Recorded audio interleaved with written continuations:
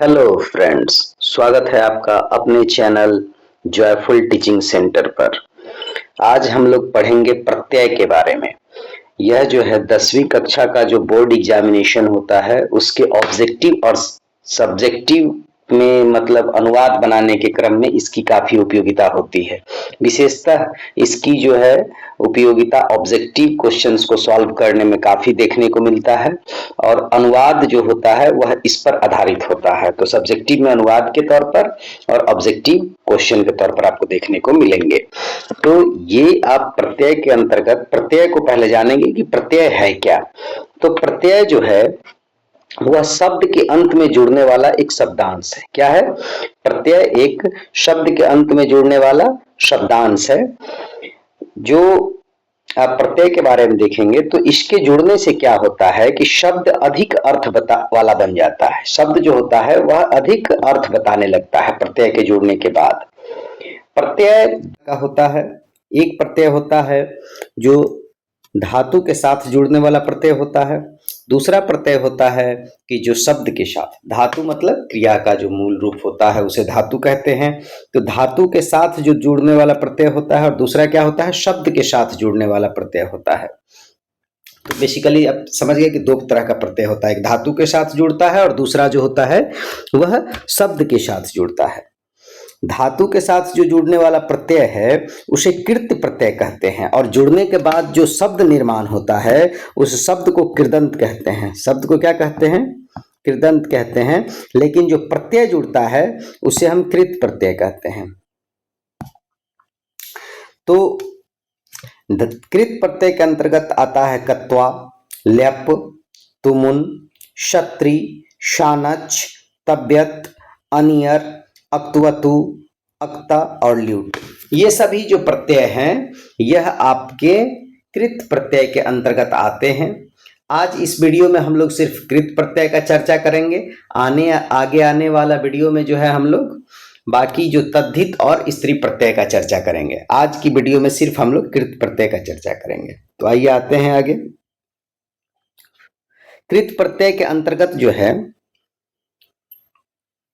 पहले देखें कि कृत प्रत्यय है क्या। तो कृत प्रत्यय है कि जिन प्रत्ययों का प्रयोग धातु अथवा क्रिया के बाद किया जाता है उसे कृत प्रत्यय कहते हैं। जैसे पठ धन कत्वा, तो क्या हो गया? पठित्वा। अब देखिए कत्वा प्रत्यय जो है, कहीं कहीं त्वा प्रत्यय भी इसको कुछ लोग उच्चारित करते हैं, मैं इसे कत्वा कहता हूं। कत्वा प्रत्यय जो है यह भूतकालिक क्रिया के रूप में क्या होता है? भूतकालिक क्रिया के रूप में इसका प्रयोग होता है। और इसका जो अर्थ होता है, कत्वा प्रत्यय का अर्थ जो होता है वह होता है करके या कर, करके या कर। जैसे मान लीजिए भूतकाल के मतलब क्या? जाकर, खाकर, इस तरह से कर या कर के अर्थ होता है। जैसे क्री में कत्वा लगा दिए तो क्या बन गया? कृत्वा। दृश्य में कत्वा लगा दिए तो क्या बन गया? दृष्टवा। गम में कत्वा लगा दिए तो क्या हो गया? गत्वा। तो इसका मतलब आपको कत्वा प्रत्यय से शब्द निर्माण है या नहीं, इसको जानने के लिए आप जब शब्द देखेंगे ऑब्जेक्टिव एग्जामिनेशन में, अगर लास्ट में आपको त्वा दिख गया तो आप समझ जाइए कि वो कत्वा प्रत्यय उसमें जुटा हुआ है। देखिए सब में देख लीजिए, कृत्वा, दृष्टवा, गत्वा, हसित्वा, ज्ञात्वा, नीत्वा, हत्वा, ये सभी जो है कत्वा प्रत्यय के उदाहरण है और ये भूतकालिक प्रत्यय है। ठीक है, चलिए अब लेप प्रत्यय को देखते हैं। लेप प्रत्यय भी कर के अर्थ में ही होता है, लेकिन इसमें और कत्वा प्रत्यय में थोड़ा सा अंतर है। लेप प्रत्यय में क्या अंतर है कि इसमें जो होता है वह धातु के पहले एक उपसर्ग रहेगा और तब लेप रहेगा। तो इसका अर्थ होगा करके, जैसे प्रणम्य, प्रणाम करके। तो इस तरह से जो है आप समझिए कि इसको आप ऐसे भी खंडित कर सकते हैं। जैसे प्रणम्य है तो आपको बीच में दिख रहा है नम धातु और इधर य दिख रहा है और इधर प्र उपसर्ग दिख रहा है।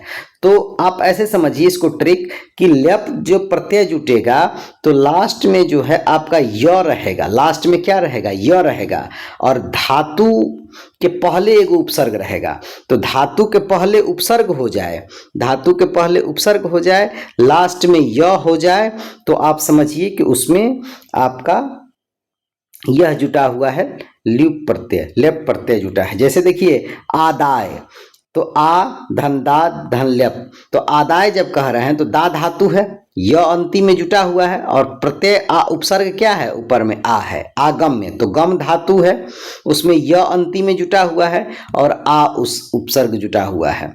जैसे उत्थाय, तो अस्था धातु है, य जो है आपका अंतिम में जुटा हुआ है और उत जो है उपसर्ग है। तो इस तरह से आप समझिए दोनों में अंतर है। कत्वा प्रत्यय में सिर्फ लास्ट में त्वा रहेगा, उपसर्ग नहीं रहेगा। कत्वा में लास्ट में त्वा रहेगा, उपसर्ग नहीं रहेगा। और यहाँ पर लेप प्रत्यय में उपसर्ग के साथ लास्ट में य रहेगा। ठीक है, चलिए अब आते हैं तुमुन प्रत्यय पर। तो तुमुन प्रत्यय क्या होता है कि इसका अर्थ जो होता है के लिए के अर्थ में होता है या चाहने के अर्थ में होता है। इसका अर्थ होता है के लिए या चाहने के अर्थ में होता है।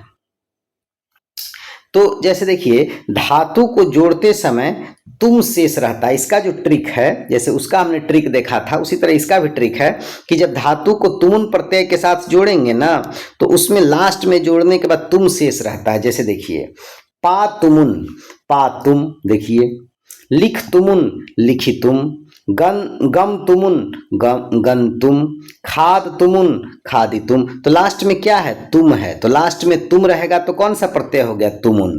त्वा रहेगा तो कौन सा हो गया, कत्वा। और उपसर्ग के साथ शुरू में उपसर्ग रहेगा, बीच में धातु रहेगा, लास्ट में य रहेगा तो कौन सा प्रत्यय हो जाएगा, तो हो जाएगा लेप प्रत्यय। चलिए अब आगे आइए अक्ता प्रत्यय। अक्ता प्रत्यय का भी प्रयोग जो है यह भूतकालिक अर्थ में ही होता है और इसका प्रयोग कर्मवाच्य और भाववाच्य में होता है। यदि समय बचा तो मैं कर्मवाच्य और भाववाच्य के बारे में बताऊंगा। सामान्य शब्दों में इसको पैसिव वॉइस आप समझ लीजिए। तो इसका प्रयोग कर्मवाच्य और भाववाच्य में किया जाता है। और इसमें जो अक्ता प्रत्यय में देखिए, अक्ता में क्या है, त है अंतिम में, तो इस प्रत्यय में लास्ट में सिर्फ त बचेगा। कैसे, जैसे गम धातु है और इसमें अक्ता जुट गया तो क्या हो गया, गतः। हाँ, और लेकिन इस बात को ध्यान रखिएगा कि यह प्रत्यय जो है इसका 3 रूप चलता है, पुल्लिंग, स्त्रीलिंग और नपुंसकलिंग। तो जैसे गता हो गया या बालक के समान चलेगा, स्त्रीलिंग में जो हो गया वह लता के समान चलेगा और नपुंसकलिंग में जो है फलम के समान चलेगा।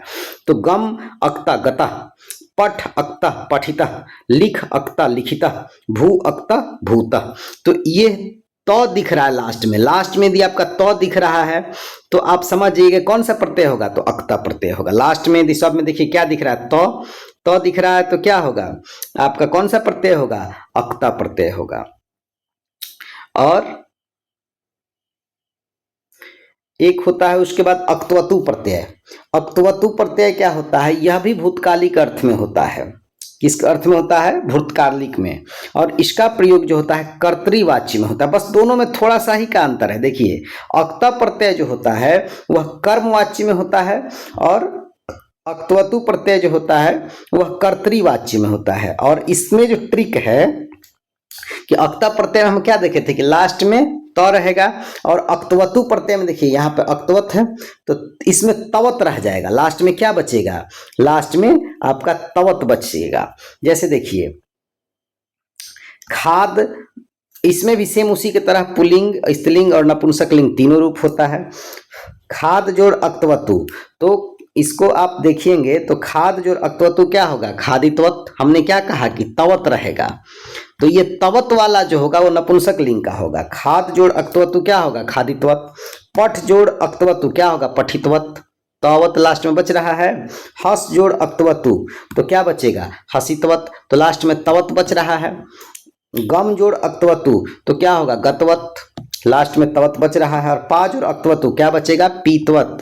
पीतवत यह क्या है, तवत लास्ट में बच रहा है, तो यह अक्तवतु प्रत्यय है। लेकिन इसमें थोड़ा सा ध्यान रखिएगा कि इसका जो चूंकि ये भूतकाल है तो इसका जो भूतकाल में जो होगा वह वान लगता है। जैसे खादितवान, पठितवान, हसितवान, गतवान।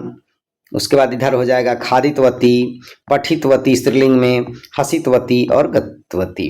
तो आप खाद जोड़ अक्तवतु लगाएंगे तो पुल्लिंग में हो जाएगा वान, और जो स्त्रीलिंग में हो जाएगा वती, और आपवतु अक्तवतु लगा रहे हैं तो तवत हो जाएगा आपका नपुंसक लिंग में। बस याद रखिएगा, तवत से आप याद रखेंगे कि अगर खाद है और यहाँ अक्तवतु है तो अक्तवतु में देखिए इधर तवत है तो तवत आ रहा है तो नपुंसक लिंग में तवत होगा। और वान कहाँ हो जाएगा, वान जो हो जाएगा पुल्लिंग में हो जाएगा और स्त्रीलिंग में तवती हो जाएगा। तवती तवती वान, वान पुल्लिंग में याद रह जाएगा। खाद अक्तवतु तो इधर आ जाइए पहले कि अक्तवतु प्रत्यय जब आप लगाएंगे तो अक्तवतु प्रत्यय में क्या होता है कि आपका तवत रह जाता है और तवत रहता है नपुंसक लिंग में। जैसे उसने खाया, तो उसने खाया तो यह पुल्लिंग के लिए अगर इंगित कर रहे हैं तो शह खादितवान। उसने खाई, तो अगर उसने खाई यदि बनाएंगे तो सा खादितवती।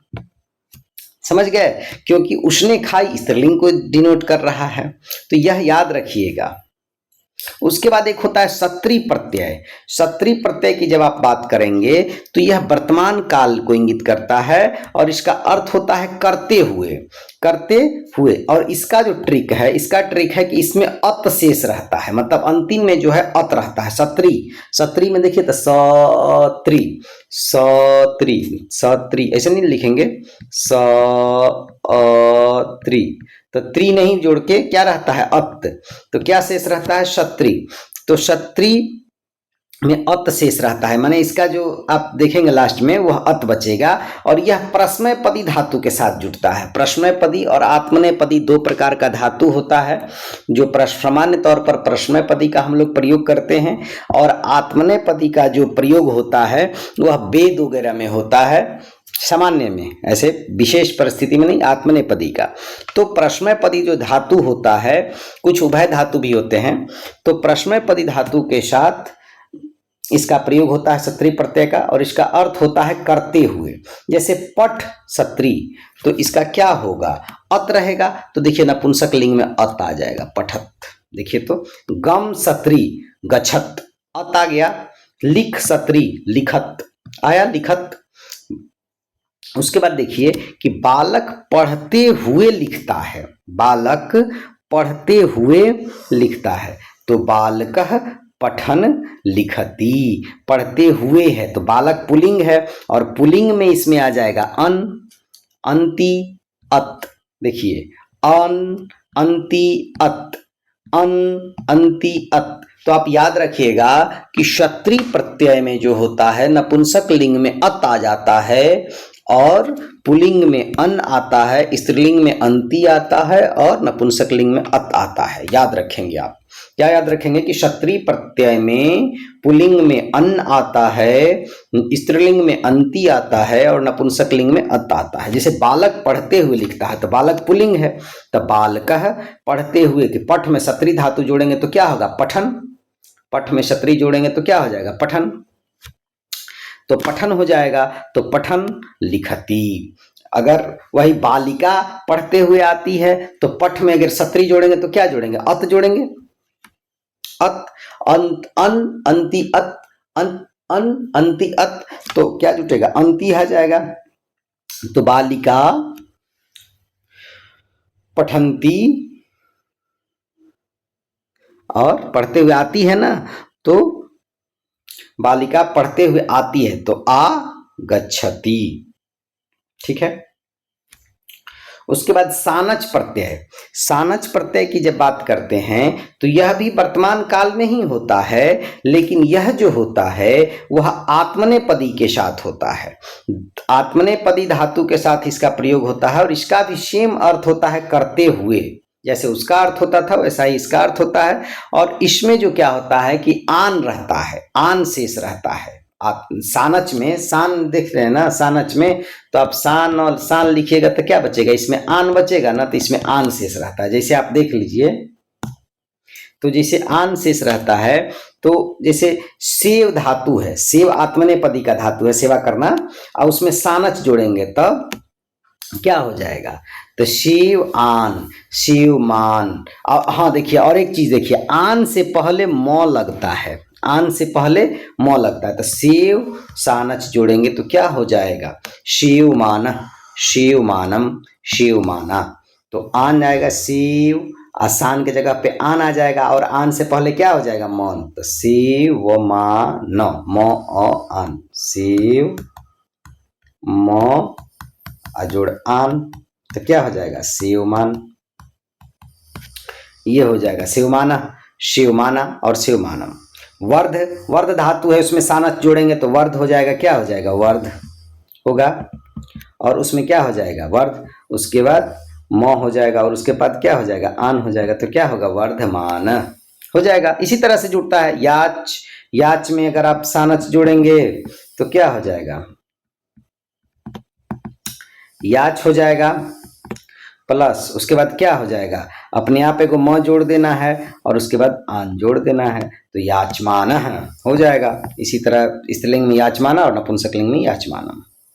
चलिए, वह सेवा करती हुई महिला है, वह सेवा करती हुई, सा शिवमाना, क्योंकि महिला है तो स्त्रीलिंग में जाएगा शिवमाना महिला अस्ति। चलिए अब आते हैं तब्यत प्रत्यय। तब्यत प्रत्यय जो चाहिए या योग्य के अर्थ में इसका प्रयोग होता है, और यह जो होता है वह भाववाच्य और कर्मवाच्य में ही होता है। तव्य भाग शेष रहता है और त का लोप हो जाता है। देखिए तब्यत में जो है ये तव्य रह जाएगा और ये वाला त जो है हट जाएगा, ये वाला त क्या हो जाएगा हट जाएगा।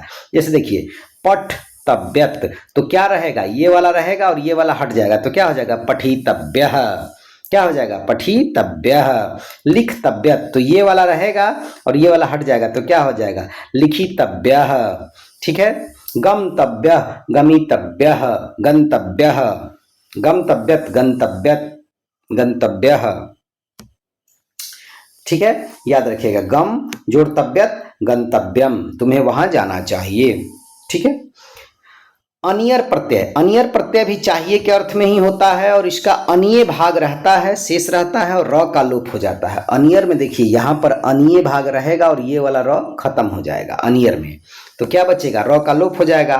तो जैसे देखिए पठ में अनियर आप जोड़ रहे हैं तो पठ और ये अनिय रहेगा और ये र क्या हो जाएगा गायब हो जाएगा, तो क्या हो जाएगा पठनीय। भू में आप अनियर जोड़ रहे हैं तो ये गायब हो जाएगा और ये वाला जुट जाएगा, तो क्या हो जाएगा भवनीय। लिख में अनियर जोड़ रहे हैं तो ये वाला गायब हो जाएगा और ये वाला जुट जाएगा लिखनीय। गम में आप अनियर जोड़ रहे हैं तो ये वाला गायब हो जाएगा, तो क्या हो जाएगा गमनीय। ठीक है, अनियर प्रत्यय में यह दृश्य देखने योग्य है, इदम दृश्यम दर्शनीयम अस्ति। दर्शनीयम कहाँ से आया, तो यह इदम है तो दर्शनीयम हो जाएगा नपुंसक लिंग से। ठीक है, उसके बाद ल्यूट प्रत्यय। ल्यूट प्रत्यय क्या है कि यह जो है हमेशा नपुंसक लिंग में रहता है, हमेशा नपुंसक लिंग में रहता है, इसका पुल्लिंग और स्त्रीलिंग नहीं होता है। इसमें क्या है तो देखिए ल्यूट जो है, आप ल्यूट लिखते हैं ना, तो ल्यूट में का ये यू जो है यह रहता है और बाकी ल और ट गायब हो जाता है। यू रहता है और ल और ट क्या होता है गायब हो जाता है। यू के स्थान जो पर क्या हो जाता है कि यू के स्थान पर अन हो जाता है। जब अन, यू जुटेगा नहीं अन जुटेगा। जैसे पठ में ल्यूट जोड़ेंगे तो क्या हो जाएगा पठ जोड़ यू रहेगा, ल्यूट जोड़ेंगे तो यू बदल के क्या हो जाएगा पठ जोड़ अ न पठन, तो संस्कृत है पठनम। नपुंसक लिंग में हमेशा रहेगा तो क्या हो जाएगा पठनम। शुरू में ल्यूट जोड़ेंगे तो क्या हो जाएगा श्रवणम। उसके बाद लिख में ल्यूट जोड़ेंगे तो यू क्या हो जाएगा अन में, तो लिखनम लेखनम। भू में ल्यूट जोड़ेंगे तो क्या हो जाएगा भू, तो ल्यू जोड़ेंगे तो यू क्या हो जाएगा अन में बदल जाएगा और न हो जाएगा तो भवनम। उसके बाद दा में ल्यूट जोड़ेंगे तो क्या हो जाएगा दानम। गम में ल्यूट जोड़ेंगे तो अन हो जाएगा तो गमनम। स्मृति में ल्यूट जोड़ेंगे तो यू अन हो जाएगा स्मरणम। लेखन एक कला है तो लेखनम एक कला अस्ति। ठीक है, यदि मेरा चैनल आपको अच्छा लगा होगा तो आप इसे लाइक सब्सक्राइब एंड शेयर कर दीजिएगा। Thank you.